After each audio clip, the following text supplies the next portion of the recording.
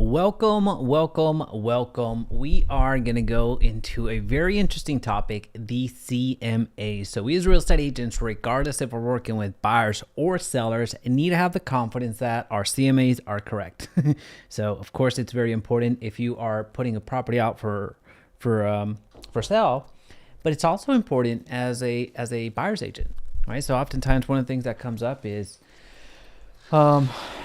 when you're getting into the industry specifically, or more precisely, when you get into the industry, for the most part, you're going to be working with buyers because it has, we know several things. Number one, when you're working with buyers, 70% of the time, they're going to work with the first person that they ever stumble across. They're not going to go out there and shop for other agents. Now it's becoming a little bit, that stat is actually going lower because of the buyer representation agreement needing to get signed, but it's still relatively high.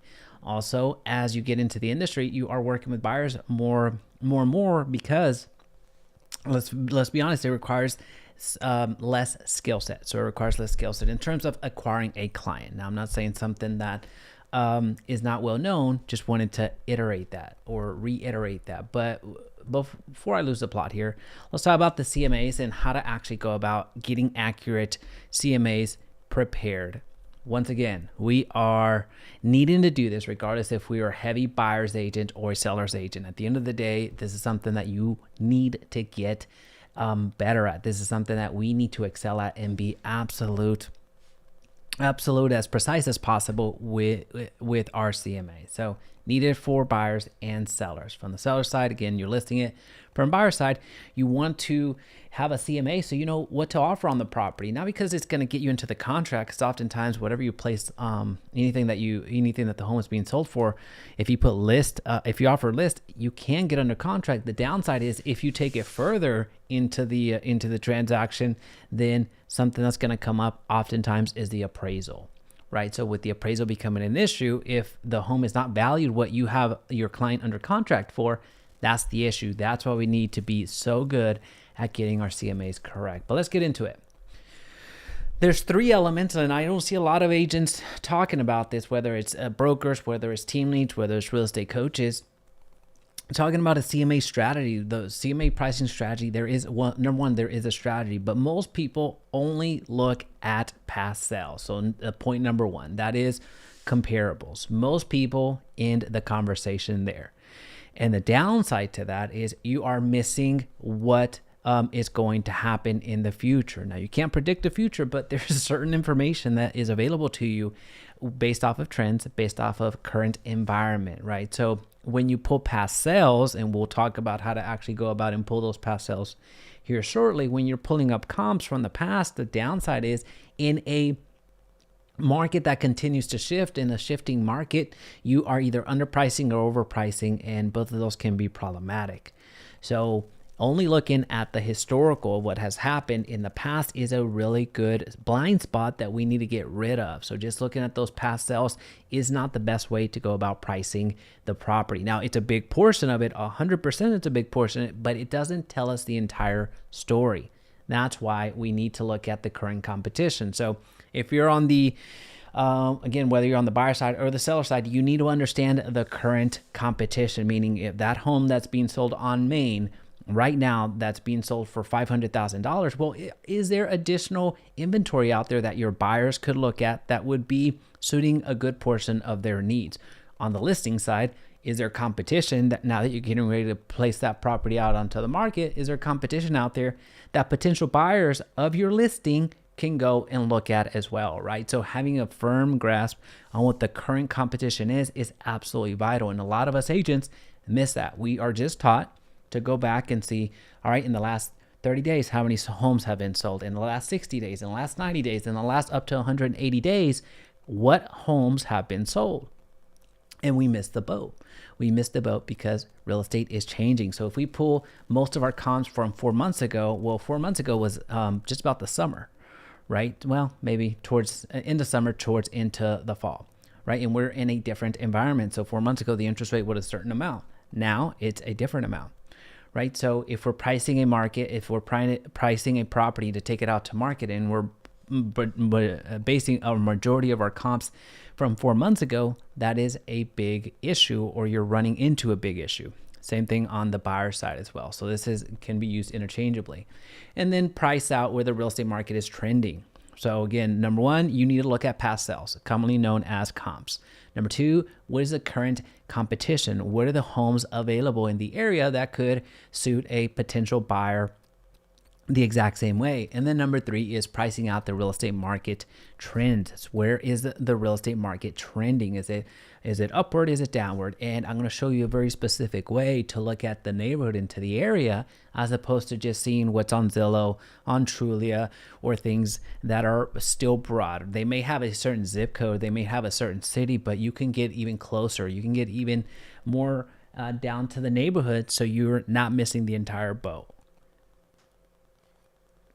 All right, so let's continue again. This is something that is not really talked about, especially point number two and point number three. A lot of people just take the comps and call it good. All right, so here we go. Here's what we're doing. So we need to price past comps. So I'm going to give you the overview here on the pricing of the comps. So pulling the comps. So number one, it needs to be close to the subject property. And that is obvious, but it's something that really needs to be reiterated. And we're going to actually go into the MLS right now, and I'm going to show you on the map to give you a better idea of what it looks like. Like, match closer to the square footage, think utility. So oftentimes we narrow down and only look at homes with four bedrooms or 3 bedrooms, and 3 bedrooms plus an office. So if we just look at those filters, it's going to be challenging. So try to bunch up the similar properties in terms of square footage. So in other words, whenever you're doing comps, you're not going to comp out a 800 square foot home, which is it's going to be basically a 1 bedroom, if you will, 800 square foot home. You're not going to match that up or comp it against a 3,200 square foot. Radically different properties, radically different clientele here. The individuals that are looking for 3,200 square feet is not going to go down to 1,000 square feet, even if we want to be generous, right? So somebody that's looking for 3,200 square feet, they probably are looking for 4 to 5 bedrooms, right? At 3,200 square feet, you're probably looking at a couple bedrooms, 4 to 5 bedrooms. You're looking for an office. You're looking for entertainment or a workout room, something that fits that mold. So 1,300 square foot would be the need of somebody, but it maybe a 2,800 square foot home might fit the bill, or a 3,500 square foot. Right, so you're in that ballpark. So that's what we're talking about. Avoid Main Street crossovers, especially if you're in a very densely populated area, which I'm practicing here in the Dallas-Fort Worth Metroplex. So that is a densely populated area.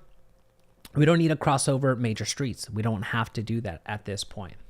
Going back 90 days, so 3 months, 6 months, and a year. So depending on how many comps we have, that's how far back we go in days. So I'll show you how to do this on the MLS. So I just want to give you the parameters here. We're going to start broad, then narrow it down and get down to at least 5 homes. We want to price out 5 homes because your appraiser, once again, if you're on the listing side or the buyer side, that appraiser can come in and throw a very big wrench into your transaction.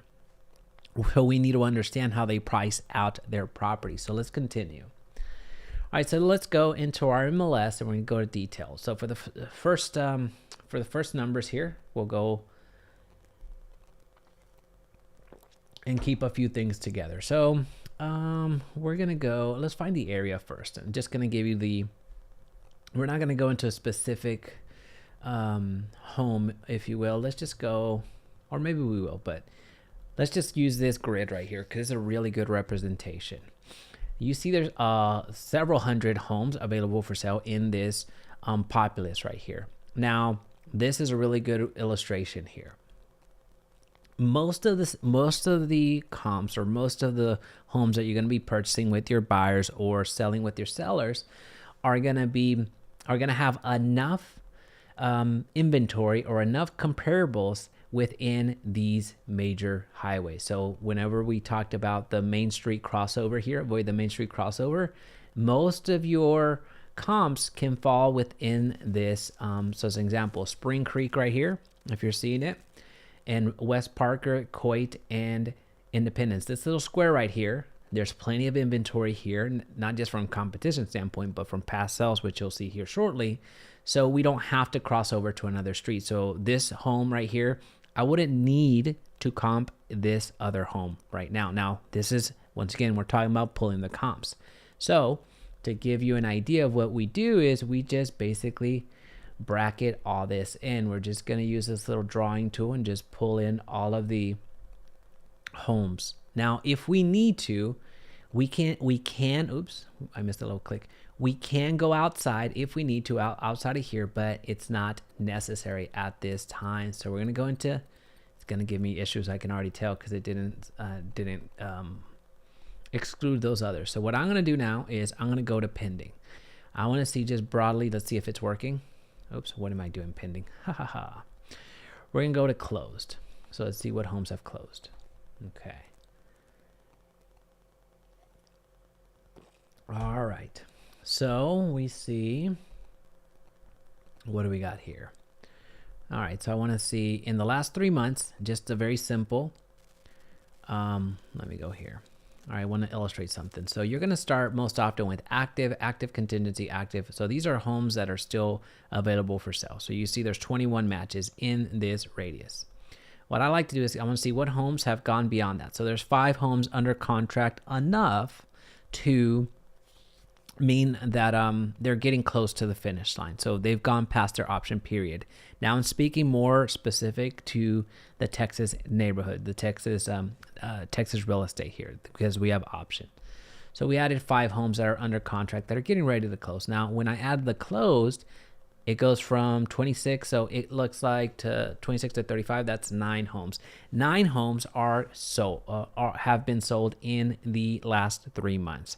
So that means 3 homes in a month. That doesn't breed a ton of absorption. So there's a lot more homes that are available for sale now. And then if we just take this is a very rough way to look at it. But if you're looking at 21 homes, what was it? Yeah, it was 21 homes that are available for sale based off of the absorption rate that you just saw from the past 3 months, 3 transactions being closed. So 21 divided by 3 was that 7. So 7 months worth of inventory. So if the homes that are listed for sale right now, 21 of them don't sell, or no other homes come onto the market in this particular neck of the woods, in 7 months, this area is out of inventory, right? So I'm throwing a few different teachings here just to get a really good baseline of what we're talking about. But let's continue. So at this point, what I would do is just zoom in here, and just from a graph perspective or from a map perspective, you can generally see what type of real estate is unlike the other. So these particular homes right now, these are pretty close to each other. There's not going to be much variance. These up here, these tend to have a little bit different look. So the lots are a little bit smaller, but for the most part, they're similar. Now, when you see rows like this means that they're usually going to be smaller homes. Usually they could be townhomes. They could be homes that are on a smaller lot. They tend to do that. So you see here kind of like rows. But for our purposes today, what we're going to do is I am going to just see, again, we're just trying to pull the comp. So just to avoid all of these numbers here, I would go to the results, and I would go based off of the square footage. Actually, let me go to my saved search, or my saved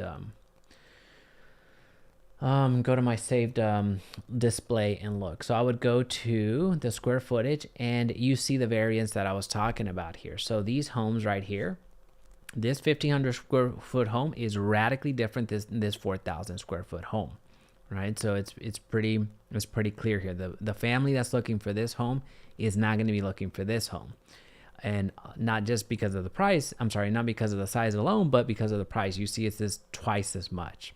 So that's a big difference, right? But if somebody is looking at, let's say, this size home, let's pretend this was our listing here, then we, as far as comps, we would be looking at, this one is very, very close. It's almost 9 square feet difference. So you have the same utility, 4 beds, 4 baths, and it's pretty darn close. Now this one has a difference here. Now it's about 500 square foot less, but it's 500 square foot less.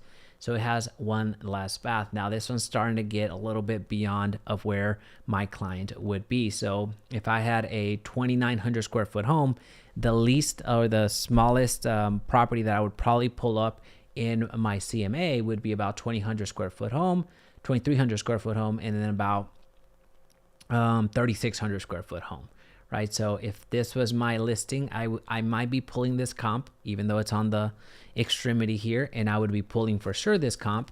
I'd be pulling this comp and then possibly this comp as well. So I would have a really good range of what the buyer would essentially be looking for, but also what this home will compare against pretty comfortably. So you see 4 beds, 4 beds, 4 beds, 4 beds, and then so for the most part, these are going to be about the same, about right. And that's how I would go about pricing these. So let's just say I would go this, this, this, this, and this. Now this is just 3 months. I can go back to 6 months. I have that latitude right now.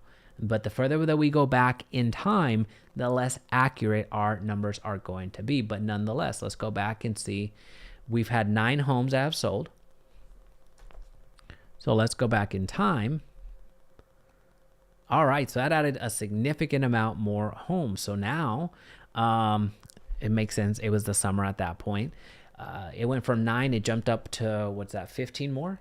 It added 15 more. So that means that there was 5 homes that were absorbed per month back then, right? So let's go back, and now we're going to for sure get properties that are a lot closer. So you see, this is the one that I was saying that we could use as our comp right here, or as our subject property.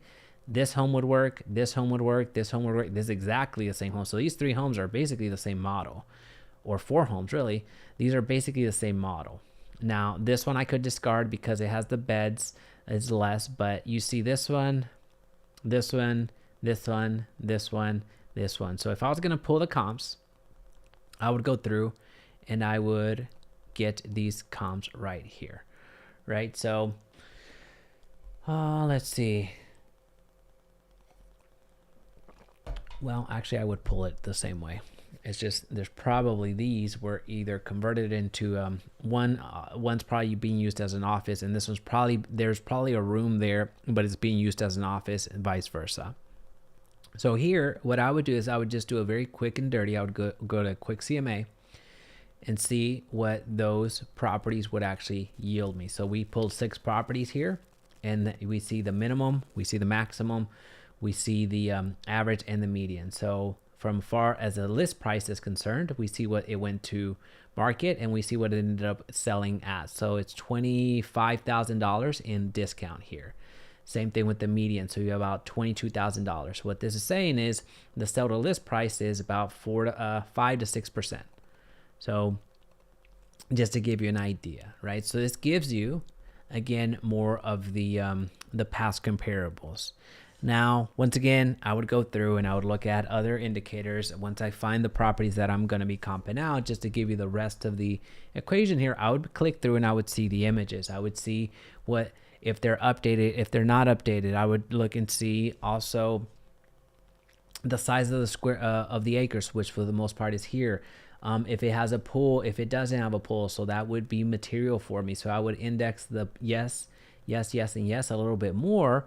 But then also beyond that, I would see what type of pool it was. There's a difference between just a standard pool and a luxury pool. So I would factor that into consideration. But at this point, I'm not having to search through the entire MLS here. I have very close numbers or very close properties that I can get some time and explore with. So right now I'm just trying to give myself a understanding what the market looks like or the area looks like. That will give me the past comps.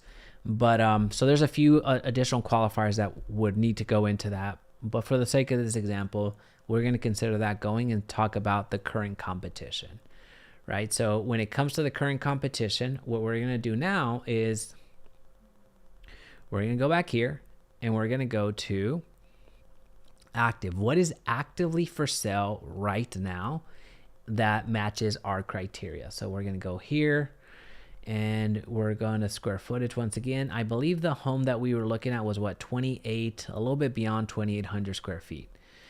So the competition right now is giving us these options. So once again, when we're exploring the competition right now, whatever these listings are for, this matters. This tells us a lot. This tells us how much of this lets us know if homes are being sold for what they were previously being sold in the summer, as an example. So whenever you're going through and looking at the competition, you can go broader here geographically, and I'll show you what that looks like here in a bit. You need to look at the days on market, and you need to look at the price adjustments. So you see you're seeing these prices right here that let's go to a different view real quick. We'll just go to hot sheet. Current price. Let's go to hot sheet.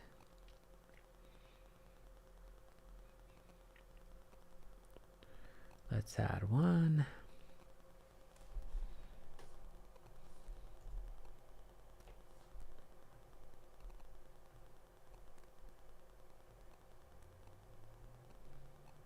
Yeah, it's not going to pull it in. All right, that's okay. So we would go into the ones that we were comparing. So let's just say that we were comparing this home. We would click on this and see what adjustments they have made on the price of the home. So this could very easily have been price adjusted. And as you see there, the original list price, oh, that's what it is, isn't it? Let me see, because I know it's here, but I'm probably missing something. There we go. There we go. It's not my first rodeo. All right. So original list price is much easier. The original list price, we have, let's look at these two as an example. Let's say these were our closest competitor if we were taking the property out to market that we randomly selected from a previous screen. Well, if we're going to take a property out to market and we see these two that are very close in, they're very close, I see several different things. I see that this one's actually being priced less than this one. This one just hit the market. Now this one has been dropped 5%. Now where my current list price? Okay, yeah. This one's already dropped 5%, and then this one's going and trying to do the exact same thing. Now, probably there's something, there's a reason, hopefully, that this is being sold for more. It could be because of the location in the neighborhood. So if we look over here and see where they are, oh, they're right next to each other.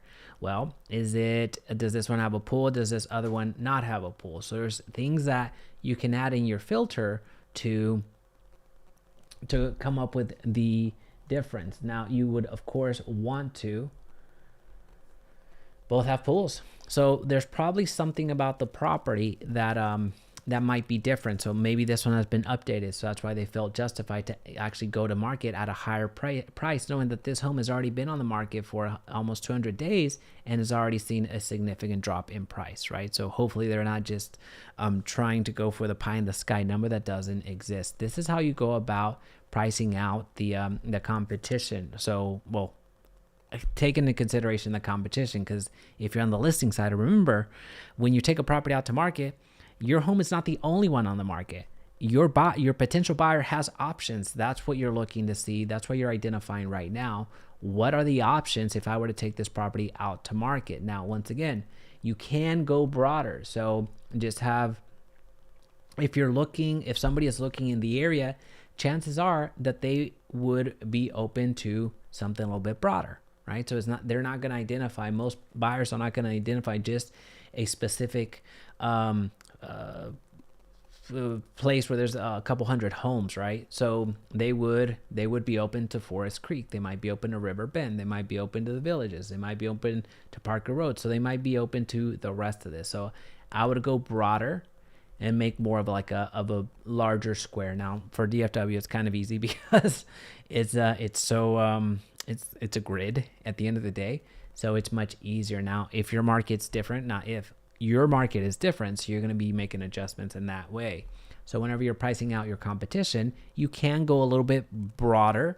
Don't go too crazy. You don't want to blanket the entire market or blanket the entire city, but you are able to go a little bit broader, but also take into consideration the days on market that we talked about and the price adjustments. That's how you go about pricing out current competition. So when you go to market, you're the one that gets out of that market ASAP. So that home that was shown on here for 200 days, you want to beat this home, right? So you want to not be, you don't want to be on the market for 200 days as well, right? So you want to be the person that would have bought this home. You want to be the one that they choose instead, right? So this listing can stay on the market even longer. Now you're not wishing downfall on others, but your job is to sell the one that you have, right? And then on the flip side, if you're a buyer, then you look at as if I was looking at it from a buyer perspective, and these two were pretty close together, then I would look at this one right down the street, and I would, if my client liked this home a little bit better, and I see that they're up at 645, I would be able to present an offer that is reasonable,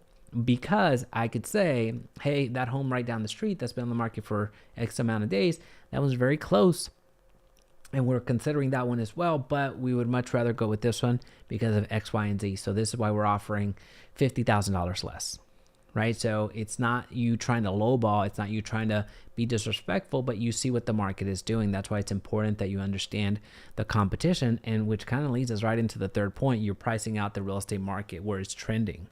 This is absolutely vital, because here you already saw it in real time. You saw how the real estate market is trending. So to do that, let's get some drink real quick.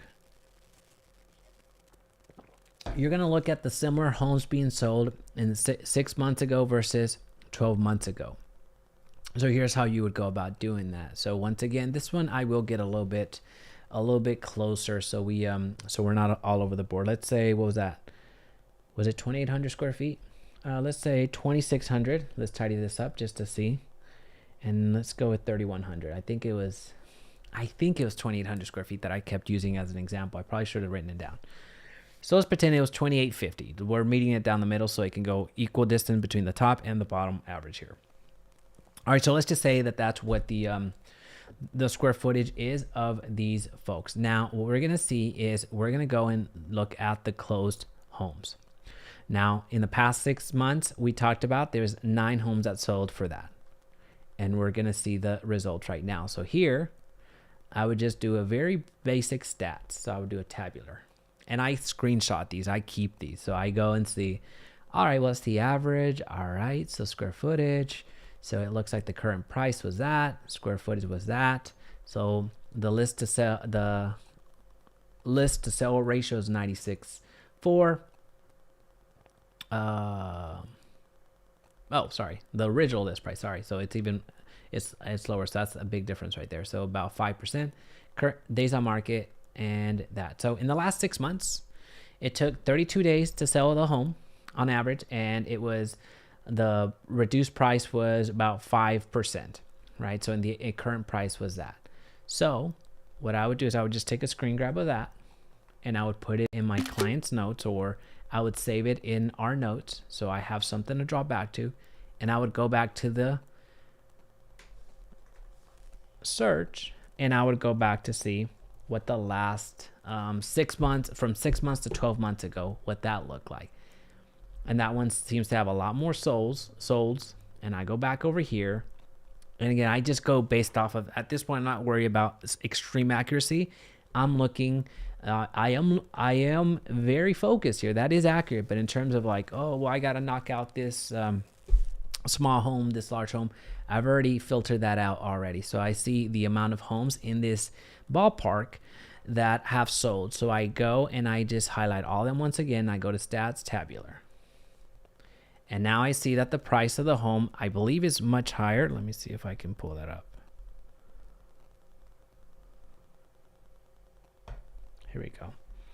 So from the past 6 months, 6 months to 12 months ago, that one was, I'll just leave it at here.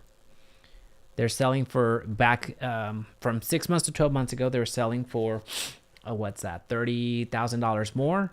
They were selling for 208, and they were selling for still less than list price, and we're selling a little bit faster. But there still was a discount, right? So you see the differences. And you can keep going back in time if you want, right? So you can go back even further back in time. So you can go back to, which the more data points that you have, the better. But at some point, it just becomes, you're not a statistician. At some point, we just got to keep it moving. And I forget, is it 540? Yeah, it's about 540, the amount of days. Let's go with 550. I don't recall the equidistant. Let me do this because I don't want to get too wrong. I don't want to do public math. But here I am. 540. Oh, I missed it by a little bit. 550 is fine. So I look to see at this point in time. So going, I already did from today to 6 months ago, and then from 6 months ago to 12 months ago. Now from 12 months ago to 18 months ago. So essentially, in theory, the exact same time. So if 2025, if I was listing this home last year at this exact point in time, what would that look like? So that would be a little bit closer to what's called a year on year, which in this case is not the year, but year on year change. So I would click all these. So here again, it's less amount of homes that are sold than the summer, which does make sense. You're going to go to stats. And then we're going to pull this up once again. So you see, if you compare apples to apples, that's an even starker difference. So you see here that the current price here was $614. Now, in a year apart, the homes are selling for almost $60,000 less. They were selling for $213 back in the day, a year ago. Now they're selling for $200,000. They were selling still for, even then, they were still seeing some significant reduction in original list price versus what it closed for. It was 7%, and this one's still 6%. And they were selling for a little bit longer days on market, which is, that's fine. That's good to know. But as far as like what's pretty interesting to me is here, the price per square foot. This is the exact same strategy that we use whenever we are pricing out rentals for our clients. So we work with plenty of investors, and the investors need to know and want to know, all right, if I purchase in this area, are the homes appreciating? Well, based off of the area that we just saw, no. What is the rental, what are the rental rates looking like? Are they increasing or decreasing? Once again, this is the exact same exercise we use from the rental side as well. So this is the exact same forecast that we use, or I guess using where the real estate market has been coming, so we can actually better present to our clients what could potentially be down the road. So once again, if you're looking to price out your CMAs or use a more effective CMA strategy, I encourage you to use this. This is the exact same thing that I use with our real estate agents in our production team here, which if you're interested in joining our production team, where we provide leads, where we provide support, we provide ISAs and everything on the back end to help you grow your business, our contact information is down below. But with the CMA that we use or the strategy that we use is we look at past sales, essentially our comps, we look at the current competition, what's going on in the market, and then we also look at where the real estate market is trending so we can accurately see what the home value actually is. Well, outside of that, I appreciate you for hopping on. I'll see you tomorrow.